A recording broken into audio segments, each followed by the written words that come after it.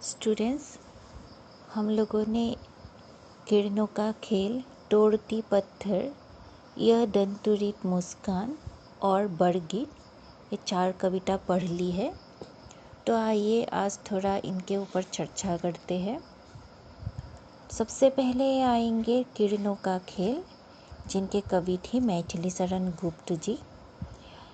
इन्होंने किरणों का खेल कविता के द्वारा प्रकृति के जो अनुपम उपादान है, प्रकृति की जो गति है, उसके बारे में कहा है। किरणों का खेल एक प्रकृति पर कविता ही है। इसमें जो प्रकृति हर पल बदलते रहते हैं, हर पल अपना कार्य करते रहते हैं, उसी बात को बहुत ही सुंदर और बारीकी रूप से समझाने के लिए यहाँ कोशिश की है। किरणों का खेल कविता में कवि कहते हैं कि प्रकृति न कभी हार मानती है और ना ही कभी थकती है। यह अपना सब काम शांत भाव से तथा नियत समय पर करती रहती है। कभी भी ऐसा नहीं हुआ कि किसी भी दिन, किसी भी वक्त प्रकृति रुक गई है। सूरज निकलते हैं, सूरज अस्त भी जाते हैं, फिर चाँद निकलते हैं, फिर चाँद के डूब जाने के बाद फिर से सूरज निकलते हैं, बीच में तारे निकलते हैं, हवा चलती है, चिड़िया उड़ती है, या जो पेड़ पौधा होता है वो लहराते हैं। मतलब हर वक्त प्रकृति बिना रुके अपना काम करती रहती है और हमें भी प्रकृति के साथ साथ हमें भी आगे बढ़ने के लिए कोशिश करनी चाहिए। हमें यह सीख लेनी चाहिए कि प्रकृति जो काम करती है वो निस्वार्थ रूप से करती रहती है और हमें भी निस्वार्थ रूप से आगे बढ़ने के लिए हमेशा प्रयासशील होनी चाहिए। इसमें जो प्रश्न थे उसको हम लोगों ने आलोचना कर ली थी। आप लोग यहाँ जो व्याख्या दिया है, इसमें सिर्फ 2 व्याख्या दी है। आप लोग बाकी व्याख्या करने के लिए भी आप लोग कोशिश कीजिएगा और जो पहले ऑडियो मैंने बोला था वो भी सुन लीजिएगा साथ में। और किरणों का खेल, यह जो कविता है, इसमें जो फर्स्ट 2 स्टैंजा है, जैसे चारुचंद्र की चंचल किरणें खेल रही है जल थल में, स्वच्छ चांदनी बिछी हुई है अबनी और अंबर तल में, पुलक प्रगट करती है धरती हरित तृणों की नोकों से, मानो झूम रहे हैं तरू भी मंद पवन के झोंकों से। यह जो 2 स्टैंजा है, इसमें आप लोग जब व्याख्या करेंगे, इसकी जो विशेष है उसमें आप लोग खड़ी बोली भाषा, गीतात्मक छंद, अनुप्रास और मानविकीकरण अलंकार, फिर श्रृंगार रस और माधुर्य गुण का वर्णन क्या है, इस तरह से लिख सकते हैं। किरणों का खेल, इसमें भाषा खड़ी बोली है, गीतात्मक गीत शैली में है यह, और इसमें अनुप्रास अलंकार है, चारों छंद, फिर चंचल। तो चारों छंद च की आवृत्ति हो रही है, तो ये अनुप्रास अलंकार है। और मानविकीकरण, ठीक है, इसमें किया गया है। श्रृंगार रस का वर्णन है और माधुर्य गुणों का वर्णन है। फिर जो बाकी 2 स्टैंजा है, क्या ही स्वच्छ चांदनी है यह, है क्या ही निस्तब्ध निशा, है स्वच्छंद सुमंद गंध वह, नीरानंद है कौन दिशा, बंध नहीं अब भी चलते हैं नियति नति के कार्यकलाप, पर कितनी एकांत भाव से, कितनी शांत और चुपचाप।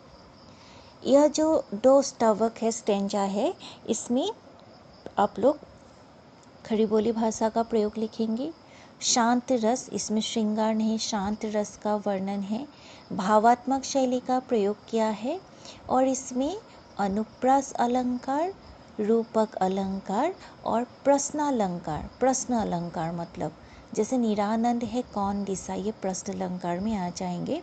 तो इन तीनों अलंकारों का वर्णन किया गया है। फिर जो बाकी लास्ट 2 स्टैंजा है बिखेर देती वसुंधरा मोती सबके सोने पर, रवि बटोर लेता है उनको सदा सवेरा होने पर, और विरामदायिनी अपनी संध्या को दे जाता है। शून्य श्याम तनु जिससे उसका नया रूप झलकाता है। यह जो अंतिम दो स्तवक है, इनमें प्रकृति का मानवीकरण क्या है। फिर भाषा खड़ी बोली तो है ही, इसमें भी श्रृंगार रस का वर्णन है। इसमें प्रसाद गुण का है वर्णन, प्रसाद गुण और वर्णनात्मक शैली। ठीक है, तो इस तरह से आप लोग विशेष लिख सकते हैं इनमें से। बाकी प्रश्नों का तो हम लोगों ने जो आलोचना है उत्तर बोल ही दिया था आप लोगों को। तो अभी जो नेक्स्ट हम लोगों ने कविता पढ़ी थी, वह कविता क्या है। वह कविता है सूर्यकांत त्रिपाठी निराला जी की कविता तोड़ती पत्थर। यह हम जानते ही हैं कि सूर्यकांत त्रिपाठी निराला है तो छायावादी कवि, लेकिन इनकी यह जो तोड़ती पत्थर कविता है, यह एक मतलब यथार्थ चित्रण करने वाले एक प्रगतिवादी दौर की कविता माना जाता है। एक क्रांतिकारी भावना, एक क्रांतिकारी ललक पैदा करती है इस कविता के द्वारा। उन्होंने एक स्त्री को पत्थर तोड़ते हुए देखा था। उन्होंने एक स्त्री को लिया, क्योंकि समाज में स्त्री को और सबसे ज़्यादा स्त्री को ही मतलब लाचार माना जाता है। और उनमें से जो दलित संप्रदाय के हैं, मतलब पिछड़े जाति के होते हैं, जो मतलब कठोर श्रम करते हैं, उन लोगों की हालत तो और भी बदतर होते हैं। लेकिन कवि ने ऐसे ही एक महिला को लेकर आया है, जिन्होंने अपने कर्मों के द्वारा क्रांति की चेतना जागृत किया है। जहाँ सब लोग हार जाते हैं, वहाँ वह लड़की अकेले पत्थर तोड़ती रहती है। मतलब उन्होंने हार नहीं मानी है, उनको यह विश्वास है, उनके मन में जिद है, उनके मन में क्षोभ है, जिसके कारण वो पत्थरों पर ही वो अपना जो गुस्सा है, जो क्षोभ है, उसको उतार रहे हैं। वह चाहती है कि उनके और विशाल जो प्रासाद है, विशाल जो महल है, और उनके बीच जो दीवार है खड़े, मतलब जो शोषणकारी है और जो शोषित वर्ग है, दोनों के बीच जो दीवार है अमीरी गरीबी की, उनको वह तोड़ना चाहती थी। मूल भाव इसमें वही बोला गया है। असल में यहाँ अंतिम में बोलती है कि नहीं, मैं तोड़ती पत्थर। तो यह मतलब जो हम लोगों की हृदयहीन समाज है, ये जो कठोर समाज है, उसको यह लड़की उस समाज को तोड़ना चाहती है। हृदयहीन पत्थर दिल के समाज को तोड़ना चाहती है, या इसको तोड़ देने की क्षमता उनमें है, यह जताना चाहती है। इसके भी जो प्रश्न हैं उसका हम लोगों ने आलोचना कर लिया था। नेक्स्ट जो हम लोगों को दिया गया था वो है नागार्जुन की कविता यह दंतुरित मुस्कान। इसमें एक छोटे बच्चे की मुस्कान के बारे में, छोटे बच्चे की जो खासियत है उसको बोला गया है कि उनकी जो सुंदरता है, उनकी जो मतलब हंसी है, उसके द्वारा कठोर से कठोर हृदय भी पिघल सकते हैं। और वह खुद कवि ने अनुभव किया है। एक छोटे बच्चे की मुस्कान क्या कर देते हैं, मतलब कठिन हृदय को पिघला सकते हैं। एक छोटे बच्चे की उपस्थिति मतलब जान डाल सकते हैं।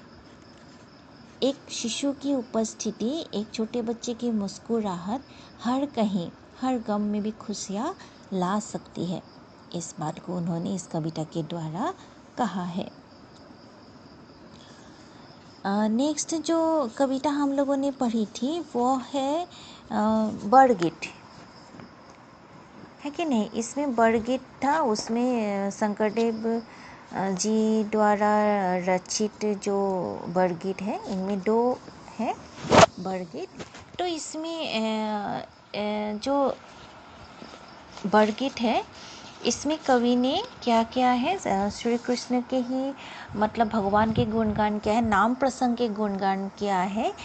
कवि का कहना है, श्रीमंत शंकरदेव जी का कहना है कि भगवान के नाम कीर्तन करने से ही क्या हो सकता है, हमें पाप रूपी समाज से, माया मोह की समाज से मुक्ति मिल सकते हैं।